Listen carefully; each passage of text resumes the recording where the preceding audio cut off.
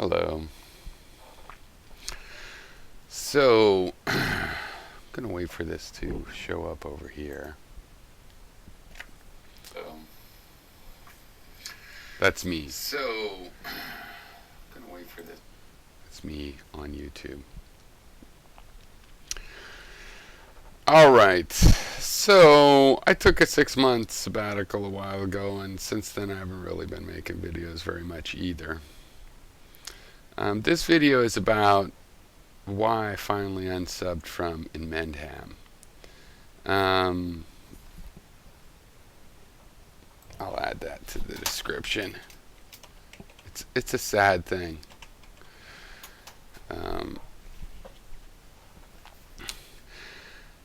It has to do with sort of a vlogger's block. Like, I'm not really sure what to vlog about. I sort of want to, and that seems, as far as I can find out, to be based on wanting to engage with people, but not thinking that making videos is doing that anymore.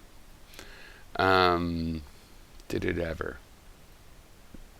That's not really the subject of this video. It's a different reason I'll come up with and mention. But I wanted to say first, or zeroth, that, I like Hangouts. Talking to Barklord was great, and if anybody wants to have a hangout, meaning we discuss things, it could just be a private hangout where you and I give the link to you, and you and I talk, or we can publish the link. Hackers will come in and close they'll close the channel after, whenever they want, but, within a couple hours probably. But you can always open another one and continue it. I mean, it's easy to outlast them. So that's not really a problem. So you can have an open hangout and just deal with the hackers by starting another hangout and whatnot. But I do like that because that is engagement. I'm curious about other people's ideas, and all of this video back and forth has made me more and more interested in like a live interchange through a video call. So I didn't watch the hangout that I had with Barklord, but I really enjoyed it, and I enjoyed it enough that I plan to watch it, and I plan to enjoy that. So if you want to do that, it doesn't matter your subscribers or anything else. If you're willing to show up face to face, I'm into it. And there's particular people, like I'd like to talk to Owen McDonald again. I really love that kid. But I haven't reached out to them. Not probably going to do that. Just because, the thing is, I can only invest so much energy. I invest plenty of energy in this engagement thing, and I just feel there's limits on it. If I'm posting a comment, I don't want to proofread it. I feel that's a waste of time. It's like proofreading, like you're on the CB, Citizen Band Radio, and you're trying, and you say something, and you're like, oh, hey, strike that out, and replace it with this. What's the point? It doesn't fit the medium. So even if I did edit and proofread all these kinds of comments, my written word, I use language a different way. I've developed my own language. Language 7.0 is what I speak. And it's compatible with your guys' language pretty much, but, you can only expect so much. And so anyway, I'll go into that. All right, now, why did I unsub from Inmendham, where I was already blocked, and Draft Science? Because you can remain subscribed to some channel that's blocked you. Well, here's the way I decided to explain it. First of all, Gary, for the last couple years, has he's used this line on me that He doesn't want to talk to crazy people like I do. And there's two meanings there. One is that I talk to crazy people, and the other is that I'm crazy and he doesn't want to do the same thing talking to crazy people, so he doesn't want to talk to me. Kind of a two stones, one bird kind of thing. And so, as far as that goes, here's what that makes me think. First of all, I I don't really. I sort of think that nobody's really particularly crazy, or everybody's crazy, and that the word crazy doesn't fit if you have a mental illness, and having a mental illness doesn't make you crazy. So, for example, on YouTube, one of the most amazing vloggers I ever experienced, um, Mel's Basket Case, she has schizophrenia.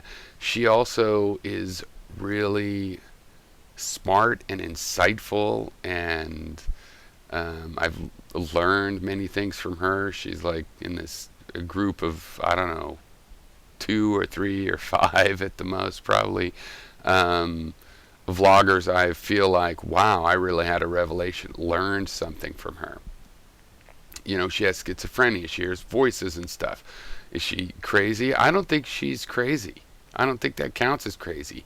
That's a mental illness. She has managed to know that it's going on. Does it mean she's not afflicted?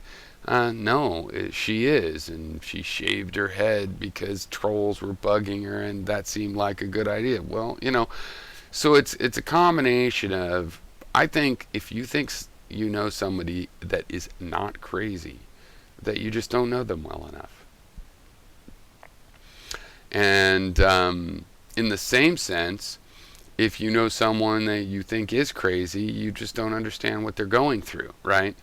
And that's sort of the yin yang fit together there about craziness. So I just don't.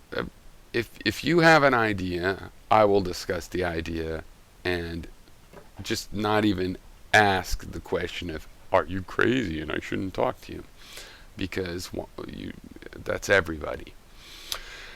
But point two is, yeah, I do like ideas. I mean, if there's a person that I kind of think, well, he's sort of crazy, you know, in some non-pejorative way, I mean, you know, but just thought experiment. Okay, let's say somebody, I'm listening to them and I go, this guy is fucking nuts. Which I would generally only feel like a negative you're nuts thing if you're violent, like, or willing to be violent, or advocating violence, or there's a violent aspect to what you're saying. But as a thought experiment, let's say that was the case and I thought you were crazy. Yeah, I'm also interested in crazy ideas, right? And I've known that since forever, being online. It's like I feel like, well, I'm an attitude junkie. I just want to get attitudes. I want to hear all the different attitudes. Things, you know, truth is stranger than fiction. And I like writing fiction. And it's like the people I make up in my stories are no way do they have as crazy and like interesting ideas as what people in the real world say their ideas are. So yeah, guilty on A and B. One, I'll talk to crazy people because I have no prejudice against that concept. What does it really mean even? And you know, mental illness is not crazy. And then also on point B, where, well, even if I happen to think that how you are does count as crazy, I mean, I don't care where the ideas come from. Um, but also, I like some crazy ideas. It's like liking, you know, I like Salvador Dali paintings. He was pretty crazy, and his paintings were pretty crazy, and I dig that. Escher, is that crazy to have stairs to go up forever? I think it's cool if it's crazy or not, or it's crazy and that's fine, or whatever it is. You know, I like it. So, But what it makes me think, when Gary says that to me, every time he said that to me over the last year or two, whatever it's been, not that long, that he pulls that line, I'm like, it reminds me of thinking, I do like talking to people that have whatever crazy perspectives. And I feel it's a part of triangulation to get the most different angles. You need lights shining from all directions onto something. And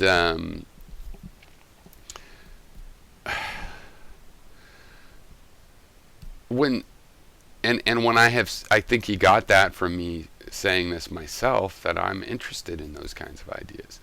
And he thought, well, that like I'm a waster of time doing that. And what I always worried about was like, if I tell people that I'm interested in crazy ideas, they might just think that I think they're crazy, right? So when Gary says that I like to talk to crazy ideas, and here I am talking to him even after he's so personally insulting. He says I personally insulted him. Like what? What did I ever insult? What's the insult that I pull out on him about anything about his life? I just talk about the ideas. His life is his personal business,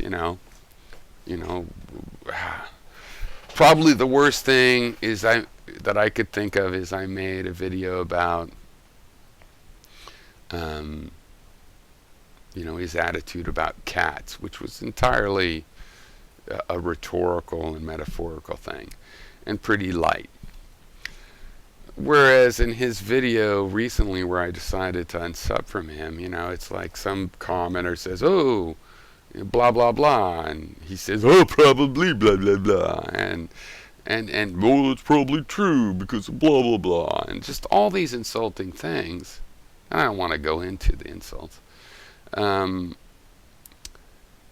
And where's the insult that I have for him? Whatever. And I'm not going to be driven into that kind of thing. It's just not that interesting to me. But it's pretty crazy, right? We're talking about physics, and it turns into a guy that says he's personally insulted, that makes personal insults. And I was just thinking about, like, what is there for years now, probably 4 or 5 years, what possibly do I have to justify my interest in Gary? I mean, his attitude about that scientists are in some sort of weird fugue or conspiracy against obviously true ideas, and that they're lying and making lie experiments and stuff. His denial that he's saying that, like, he doesn't, he criticizes Theoria for bad-mouthing scientists. He bad-mouths scientists, and he says, no, he doesn't bad-mouth scientists, but he obviously does. And even when he's defending himself about not bad-mouthing scientists, he bad-mouths them during the same moment. That's pretty crazy. And the whole science thing with Gary has made me face, because see, look, instant runoff voting, I got that some over here. Gary's for that. The original reasons for me subscribing to Gary was he had some politics about his county council and stuff, and I think films of the county council. And Inmendham was a website about his local politics, his local thing. And I've always thought that a lot of interest in politics. Yeah, I'm on live now, Barclay. You'd have to Skype me. But I can read your text as it is, so yeah. Local politics is real. Tens to hundreds of millions of dollars. Like, I was in Hawaii County, there's like 186,000 people. They've got like a $300 to $400 a year budget there. I think that's important. A lot of people that think they're interested in politics, they're just interested in national politics, and it's the People magazine of politics. It's celebrity politics, you know, and there's so much money spent at the local level they could really do a lot of good. A million here, a million. You got 300 million. You'd be surprised. You can do something for a million. You can do something for 300 or 400,000 that can really change a community that's of merely 100,000 people or something, or of 10,000, and you got 5 million or whatever, or 20 million. Of course, some things are expensive, police and everything, but that's why it ends up being really important. How often you buy a police car, how often what you do with it. Okay. So I did not subscribe to Gary because he's crazy. But for the last 4 or 5 years, with the physics emphasis, it's become clear that things like instant runoff voting, I couldn't really, with a straight face, tell any hypothetical person that knew what I was talking about, that's why I'm watching Gary. It's become a psychological thing, and this is true in a lot of vloggers, that at a certain point, especially if you're watching them and you disagree, it becomes a psychological study. Right? You're wondering what's going on with their personality. Like, how can this work together? I think Gary should acknowledge that I've given him valuable feedback. He disagrees with me, I disagree with him, but I've thought about his ideas, and it's like, you should understand them better, or you should this and that, in terms of, like, I'll have an expectation on your feedback. No, you should just be thankful that there's an honest feedback. With all the trolling and all that kind of bullshit, somebody that goes, hey, but if this turns left, then why does this go this other way? That should be good enough, in my estimation. And it obviously isn't.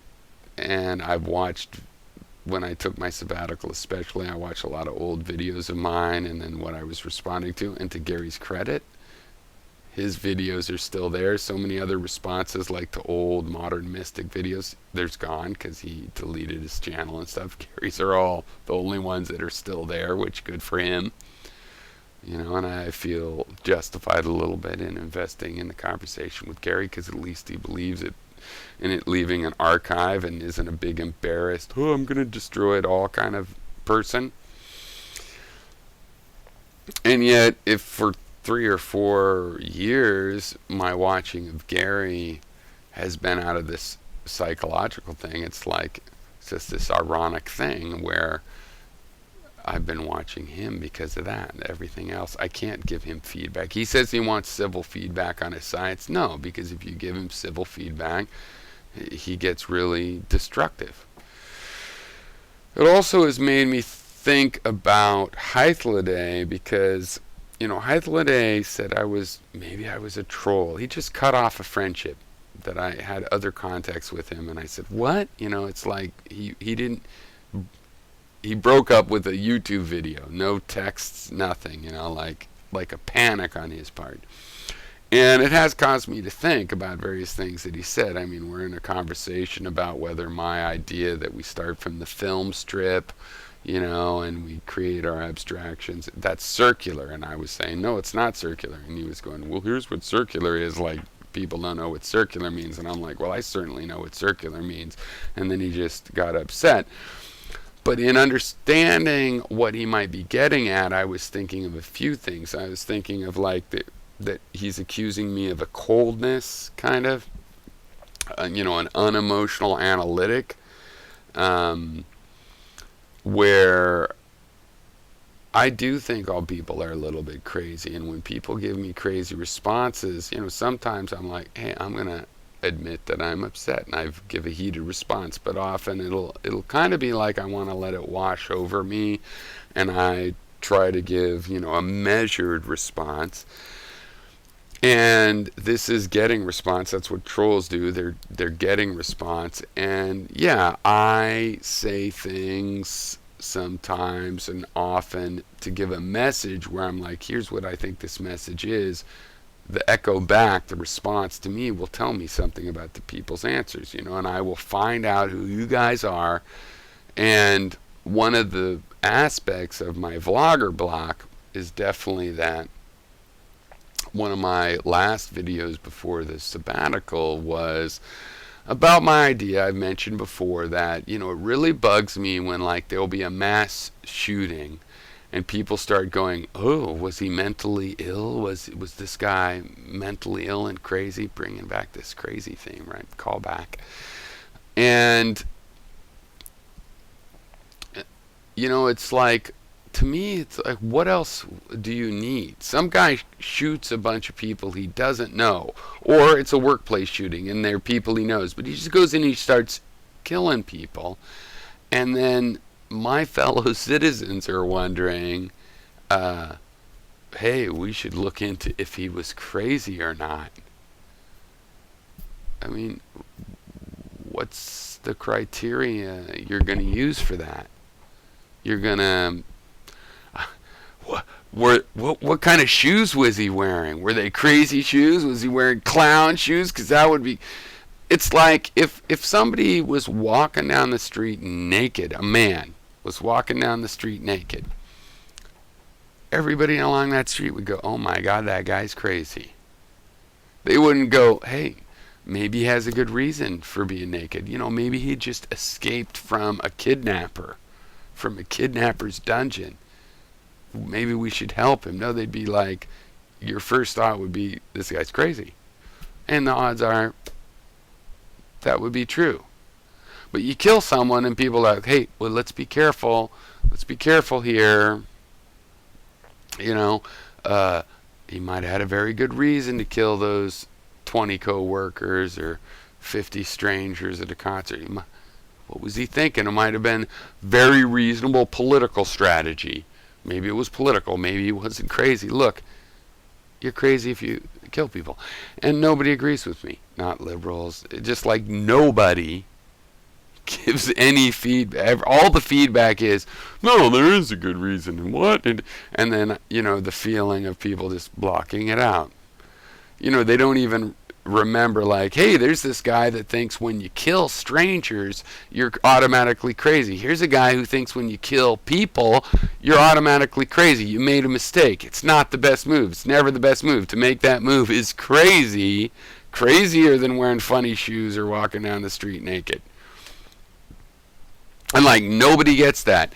They don't, not only do they not agree with me, which would be one thing, crazy enough, on this particular subject, but they also don't even like put a little in their own attitude collection how other people think, the crazy ideas other people have.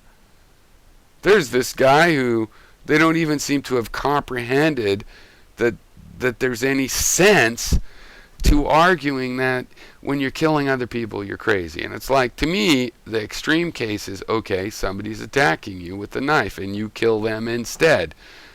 My argument there is that's an extreme case and you will have to go berserk. If you're going to kill them instead of them killing you, you will have to enter into a temporary insanity.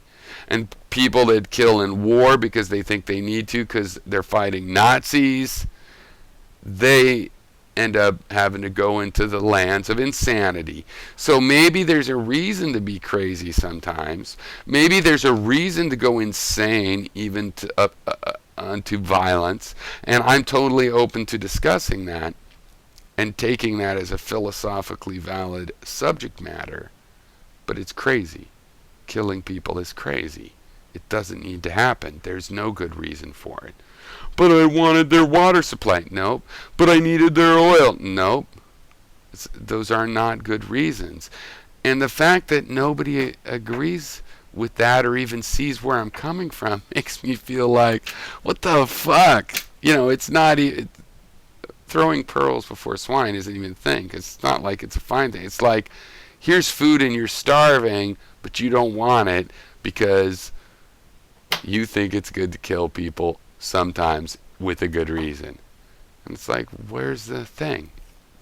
So I realized that Gary has made it look like I am just talking to him because he's crazy. And then my discussions with him would this be just to get his response. And through Hythliday's reasoning, that is in some sense trolling. And it's like, well, that's also the good reason I was talking to people. I'm curious in what you think, you guys. I have ways of asking questions to find out what you think. So that's trolling, and that's cold analytic, treating people inhumanely because they're just subjects of my experiments. It doesn't add up. Well, that's not why I thought I was doing it. I just want other people's ideas. I'm interested. I can't create them myself. I have to listen to them. So anyway, that's why I unsubbed finally from Gary, and I'm going to miss him. Because I still, and I've been watching his draft science and Inmendham videos. And by the way, it's total bullshit when you're blocked in YouTube and the guy's live streaming and you type comments and you see your comments go up, but nobody can read them. That's pretty fucked up way to do it, if you ask me, YouTube and everybody else. Okay, I'm gonna go look and see. Barklord, I guess you're gone, Barklord. Well, Barklord, if you wanted to, one thing it would be enjoyable for me, because I do want to remain engaged. We could have hangouts whenever it was, you wanted to set it up regular, or just, when we, not at the same time every week, but we could. I would like to continue online conversation.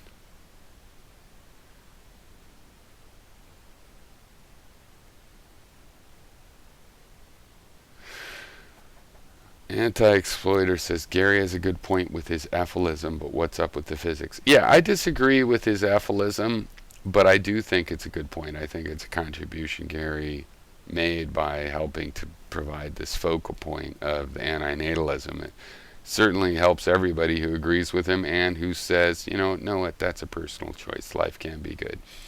Barklord. We at the very least need to acknowledge that killing during war should not be glorified. Yeah, that would be good.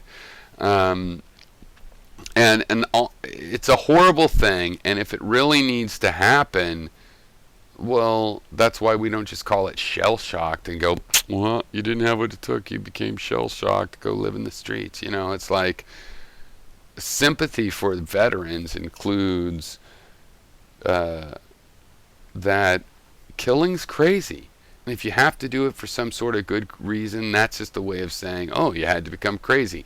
Why does the butterfly fly so crazy of a pattern? Well, because he's escaping the dangers, or she. So,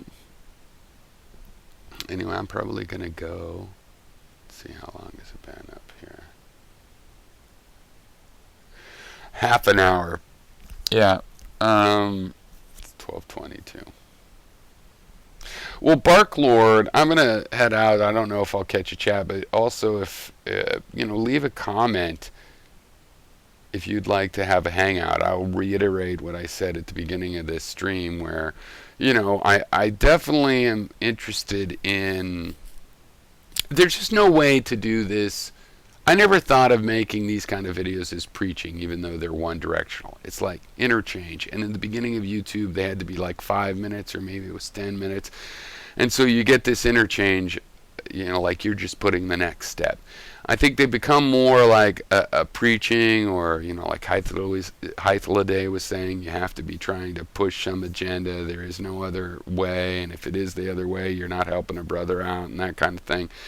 And I don't know, I just feel like that part, I'll still make some videos like this. For one, I have things that I want to talk about.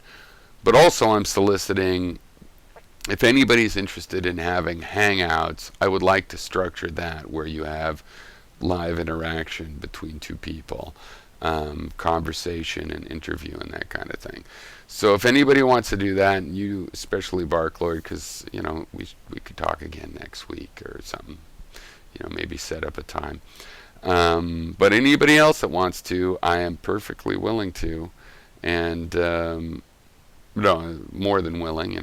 I'm asking for solicitations of that. I'm soliciting. I'm asking for responses. All right. Cheers. Thanks for coming, Bark Lord. And yeah, good night, anti-exploiter, to you too. Um, I wouldn't mind having a antinatalism discussion. Actually, I still think to be or not to be is the question, and antinatalism is that question at a societal level. So, but I unsubbed from Gary, and I didn't really want to, but Gary says things I want to reply to, and if there's no way to reply to it, and I'm just watching it to examine. I mean, I've known Gary for 10 years. I've figured out all the way those patterns work. It's silly to think that they're going to change. I think they will change inevitably, but to wait and hope that that change is a particular kind, why do that? It's like if I could talk to Gary just informationally about the things he brings up, the subjects that interest him interest me, so there's an overlap.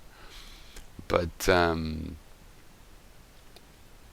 we can't explore that overlap, and he especially doesn't like the overlap. Like we can't agree on, no, we can't agree on this Feynman diagram. We also can't agree on that, but we could agree on this theoretically, but we can't because he'll just find whatever the difference is because that's the point, and he'll call me an alcoholic once an alcoholic, all an alcoholic, when he was the one hiding booze and drinking it on the way to school when he was a preteen and teenager. Maybe he's always an alcoholic. Maybe that's why he's so angry. Maybe it's why I'm so forgiving, because I'm sort of a I love you man drunk. And Gary's probably a I'm going to shoot you with my pistol drunk. So maybe it just all has to do with alcohol. But whatever it is, I cannot communicate with Gary. And so Gary goes the way of Hythloday. And it's sad, I think, spending 6, 8, 10 years talking to somebody only to find that that's not enough. We're not in the same hobby of talking about subjects.